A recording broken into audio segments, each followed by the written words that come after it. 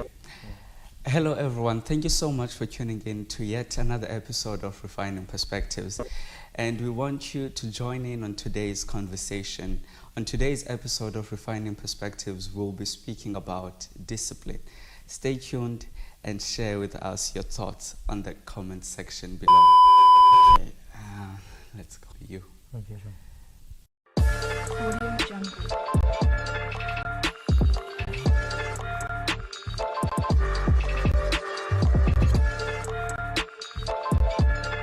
Audio Jungle.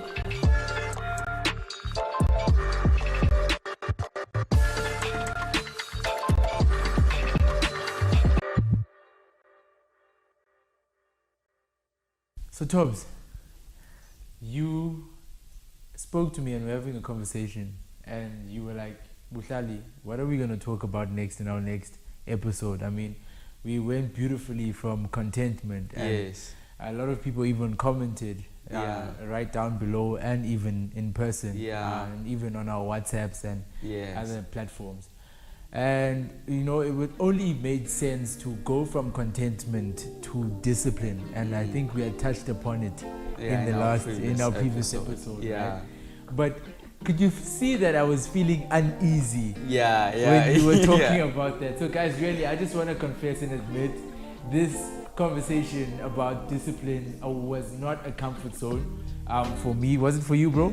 I don't think the discipline as a topic is ever an easy topic for anyone. Because you know why, bro? The thing is, well, talking for me, right? The reason why it was so uncomfortable for me is because there's so many aspects of my life that I feel that I haven't gained full control over, right? And when you speak of discipline, you speak of having control over feelings, being able to do what's right no matter the condition even or when circumstance, you don't feel like even though you don't feel like it. But there's so many incidents, even today, bro, where I have acted out of, you know, lack of discipline, you know. So when we're having this conversation, I'm just really trusting and knowing that it's gonna be an authentic experience. I mean, for both you and I, Tobs. And I mean, and bro, reflecting even on what you're saying right now, because I think what you are afraid of, in fact, even I myself was afraid of, is kind of like being hypocritical in one way. Definitely. But the realization that I came to is that in all of our topics, we don't speak on them as if we know it all. But we are trying to start conversations and refine certain perspectives. And while we are saying we are refining perspectives, even our own are being refined at the same time. In the process, So that is, in that way, we are saying hello to you watching us wherever you are. And I'm Tobano Vominda. This is Buhlali Buzani. And as you have already alluded to this, man, it's discipline is such a huge subject that we don't want to talk about most time. And I think the reason why it is a topic that we really don't want to talk about or we shy away from, it is because that it has a bad connotation to it. It has a totally wrong when you think about a discipline, we immediately think of your mother spanking you, your teacher using a switch to discipline you. So that's why when many a times we quickly just want to shy away from talking about discipline, whereas it's actually very beneficial to us. For us, You see, bro, perhaps I'm just thinking and I'm realizing we're living in a time where our generation is aimless, right? We are directionless. We are just shooting blanks. We're drifting. We are drifters. We are all drifters. The wave, you know, drifting away. You know, but quite a few of us, in out of 10 people, right? If you could ask how many of us have goals when I talk, there's quite a few of us who are actually working towards an objective or something. So that's why we don't see or find discipline as necessary. Because if we were people who were goal-driven or goal-orientated, then we would realize that to get there, certain sacrifices need to be made. And you know what's so interesting, bro, about discipline? Someone said that discipline or self-control. Oh, yes. It is the ability to control your weaknesses or your feelings. And then the other definition says that it is the ability to make yourself do the thing that you should do even when you don't feel like doing it. So now when you think about that, what is it that is going to make me do what I'm not willing to do? And someone said that it's not actually because you are this great person or because when you talk about discipline, what comes to mind are athletes, are people, sportsmen. And someone made this beautiful analogy and said, people who are in sports, they are not disciplined just merely because they see discipline as a virtuous way of living life. But they are disciplined because they see that the victory at the end, the award that is at the end is actually worth everything that they are going to put in now. The sweat that they are going to put in, the sleep that they are going to impede themselves from having, you know, all the luxuries and the beautiful thing, eating what they want. They actually see all of that loss worth it for the goal that is at the end. So the reason why I'm saying this is to the effect of what you said, that we are drifting. I don't know if it's Socrates or one of the philosophers called it doxa. We just go with the popular opinion. We don't have objectives. We don't have what we are aiming for. And perhaps maybe that's why we find ourselves today having a low threshold when it comes to discipline. And perhaps, Tobbs, picking up from what you're saying that athletes, it was more than just even their outer appearance or how they looked externally, but what was being cultivated was an inner strength, you know. And that's something that we lack, because with inner strength comes willpower, you know, and that's what we do not understand, that discipline forges in us, you know. Perhaps, bro, it's because when again, I'll say this again, guys, we need to talk more about we need to have more conversations about such things. Because here's the thing, we rarely ever talk about intelligent or rather mental fitness, if I can put it like that. Where we are going to talk about how can I teach myself to do what I need to do even when I don't feel like it. How do I get to a point whereby my willpower is so strong that what I know is wrong and I don't want to do, indeed I don't do it. Because there are many things that we know that they are wrong, but yet we find ourselves doing the same very thing that I say it is wrong. Know, Tobbs, with what you say, that's where I struggled the most, right? Because I would have these inner standards that are not based on societal standards, social media standards, or my own personal standards. Man, when I'd fail, man, it would feel like I've hit the end of the road. Perhaps that's why sometimes you find people committing suicide without even anything noticing there's anything wrong, because when you become so self-critical of yourself and then you see all these holes in your own personality, it becomes depressing. Bro, and that's the state where I was currently finding myself in, even before we were having this conversation. And I was like, bro, are you serious? Do you want us to have this conversation? But then I realized, bro, it is so important to also be patient with ourselves. You can never be patient with another person if you aren't with yourself. So with regards to self-discipline, take it in small chunks. It's a process. It's teeny like it. You know what's the problem, bro? Sometimes we quickly want people to see. But definitely. These are my goals. This is where I want to be, and come and see. And then when it gets tough and hard down the road, and we feel like giving up, we then fear, abantu bazothini. And if we had taken it in small chunks, you know, understanding that this is a process. In fact, I think we really need to understand that everything in life is basically a process. So that even when we stand up and talk about subjects like these, we don't even have it in our minds that if we're going to talk about discipline, then that means all of the areas of our lives are conquered. Are perfect. Because the truth is, that's not the case.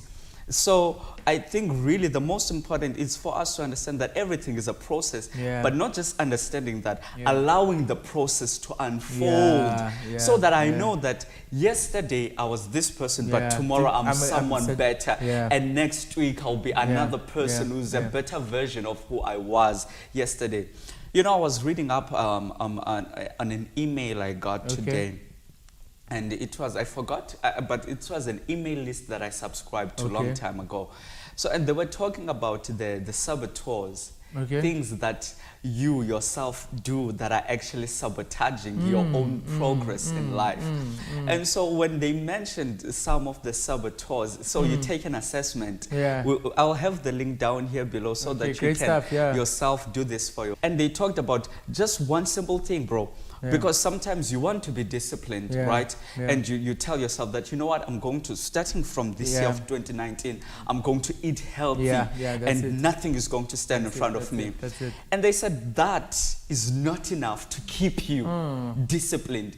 They put it this way, that insight is not enough. You need the willpower. And many of us, we take decisions based on insight and insight is not able to carry us through.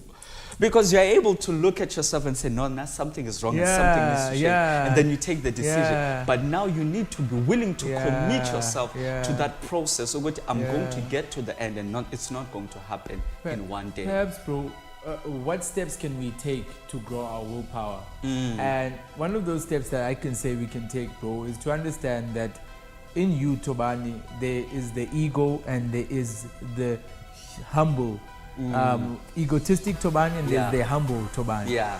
And in fact, the humble version of you, of who you are, is almost most of the time underlying down there. It's usually hidden. And so how do you know the egotistic side of you? The egotistic side of you is the side of you that wants to benefit without putting any work in. The side of you that wants the reward without the work. The side of you that despises humble beginnings. The side of you that just wants the big picture, that wants the fame, the popularity, the glitz and glamour. The side of you that doesn't work. The side of you that wants to be famous by sitting on the couch at home. That's the egotistic side, you know. But once you realize as a person, there's the humble side of you, and that's the side of you that you need to grow, you know, Tobani. Then you start then training your willpower. How? You see, the humble side of you, Tobani, is the side of you that will go into a room with people that are smarter than you. The side of you that won't be afraid of entering a room and being the dumbest in the room. The side of you that will always challenge himself to be a better version of who you was yesterday. Do you understand what I'm saying? Bro, perhaps maybe I think as we approach maybe the end of today's episode on discipline, maybe the question, and you have already answered and touched on it, but how can I actually get to a point whereby now I'm starting the process of becoming a better person when it comes to self-discipline and self-control? And I'm going to take a little bit from the email that I was talking about that I read earlier. No problem, and you know what they said? It was so simple, yet it's so profound. They said, there are those things that impede you from becoming disciplined, and they are so tiny to the point that sometimes it's just a matter of your thought saying that I can't do this because it's tiring, or I cannot continue eating healthy because of whatever reason that you have attached into your mind. So they say that identify that thought, know it, and tell yourself that from now on, I'm not going to entertain that thought. And then take a few minutes to think about the goal that you want to achieve at the end. Make it something physical. Make it something that you can actually, you know, remember in your mind. So even look at if it's possible. And it took me, and I thought about it. Maybe this is why in church it's so important that we go to church each and every Sunday. Because what that does, it makes us to remember the ultimate goal of becoming like Christ. Which is, definitely. So then that's why, as true Christians, we go up that incline of wanting to each and every day become better versions of ourselves. Because perhaps, Tobani, what you're saying is that the more almost tangible the end goal is, the more in touch with reality you become. You see, as you said, every time you go to church on a Sunday, you are remembered of your purpose, who you are, why you exist, you know. Therefore now, each and every step that you're going to take in the week to come, you're going to take it based on that remembrance of the end goal and who you are supposed to be. So perhaps, Tobani, in closing as well, we need to also attach humility with self-discipline. If you are not willing to be humble, Tobani, then forgo self-discipline or discipline, you know, because humility is the humility brings reality closer. When you're humble, you're willing to, okay, that's where I want to be. That's where I want to go. But you are willing to consider which steps should I take to get there. Yeah. And perhaps maybe because you're willing to consider the steps to get there, also the cost of getting there, you then go to bear it in mind. And then maybe then it will go back to the example that I made.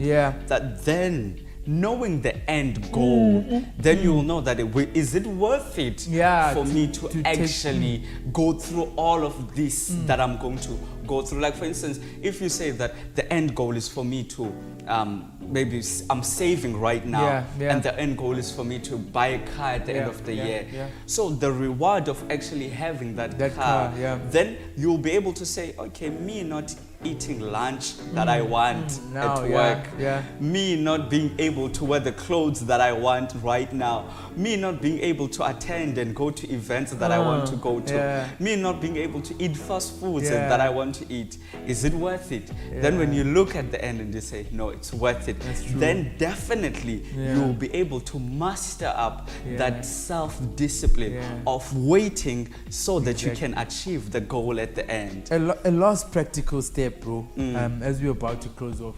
There's something called being hangry, guys, right? Hangry. Have you ever been hangry? I have. When you're angry and you're hungry at the same time. So I was reading up and Tobani had said, during the day, take short meals. But don't even eat a lot, but take short meals. Always make sure that at least you are like you've got food in your stomach, because when you are hangry, that's the moment where you are most pessimistic. That's the moment where you are most negative about everything.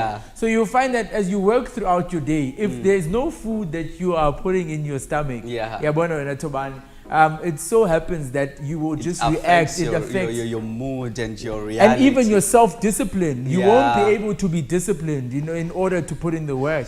You know, perhaps that goes into our next episode, right? Because what we were saying was that we would like to dig deep into socio-economic issues, that's what I'm thinking of right now. And poverty, how that has played a role in stripping our willpower. Exactly. Wow, guys, thank you so much for tuning in. And perhaps maybe just to recap a little bit of what we have said, is that for you to be able to train your willpower and self-discipline, you need to know the goal that you are fighting for at the end.